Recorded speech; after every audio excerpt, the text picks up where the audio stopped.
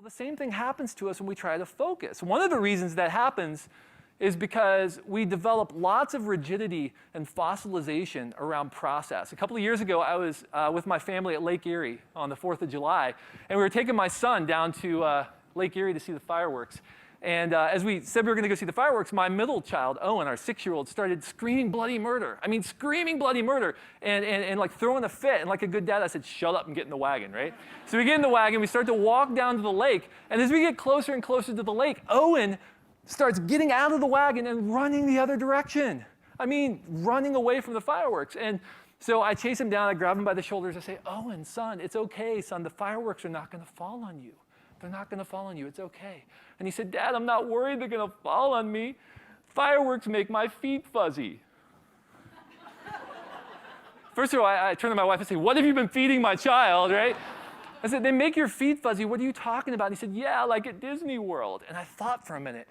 And I remembered that the previous year we went to Disney World as a family. And because it was a long day and our youngest was in the stroller all day, right? And our oldest was old enough to walk around with us, but Owen with his tiny little legs, right, 6-year-old or 5-year-old, he wasn't able to keep up with us, so I put him on my shoulders. And we're walking around the park all day at Disney, for a couple hours, 2.5, 3 hours, and all of a sudden we walk in front of Cinderella's castle, and at the climax of this show at Cinderella's castle, there's a plume of fireworks, poof, that goes off. And suddenly, in his fireworks-induced startle, Owen realized that while riding on my shoulders, his legs had fallen asleep, right? So my son had walked around for a year with the assumption that fireworks make his legs immobile, right? Crazy. So we had a little talk about causality and correlation. I don't think he got it, right? But think about that for a minute. Think about that. My son walked around for a year with the assumption that these completely unrelated things were somehow causal in nature. Do you ever do that in your work? Do you develop false causalities in your work? Do you develop false assumptions? Because someone tried that back in 1975, and that didn't work, right? So we're not going to do that because we don't want to be the idiots that try the thing again 25 years later, right? That would be crazy. 30 years. Wow, 35 years later. Sorry, I'm old. Okay, but we do that. We develop false assumptions. We fossilize around processes. And when we do, it prevents us from focusing or looking in potentially useful places. A second thing that stands in the way of our focus is a dynamic I call the ping. And the ping is a subtle pinprick in my gut. And that subtle pinprick tells me, you should go check your email right now. Or you should go check your Twitter feed right now. Or you should go check your phone because maybe the President of the United States is calling you with a national security crisis, right? There's this thing in us that makes us want to be connected all the time, the ping.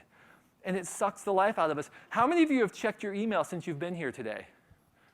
How many of you have checked your email since I started my presentation? Let's be honest, come on, right? It's everything I can do not to go over and grab my phone right now.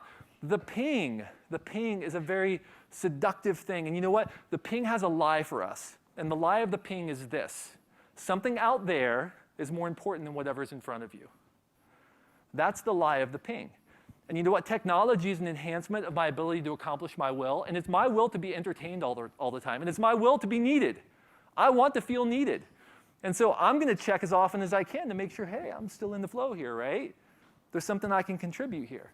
Just to show you how seductive this is, productivity blogger Merlin Mann calculated that if you check your email every 5 minutes, now I don't mean going into your email, just check to see if the little icon is bouncing. Every 5 minutes over the course of a year, you will check your email 24,000 times. 24,000 times, right? What do we do other than breathe 24,000 times a year? A lot of us check our email.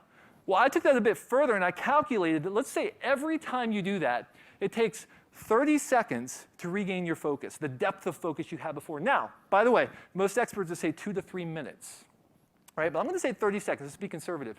Over the course of a year, you will spend, drum roll please, 66.6 hours not doing anything about your email, not going into your email, just checking to see if anything out there is more important than whatever's in front of you. 66.6 hours. Now, we've done a couple of things. First of all, 666, we have proven that email is evil, right?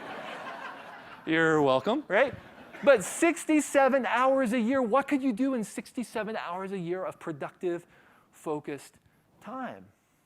Right? You see, the ping is robbing us of our life, and it's doing it 20 seconds at a time. We don't even notice. We need to tame the ping if we want to focus deeply.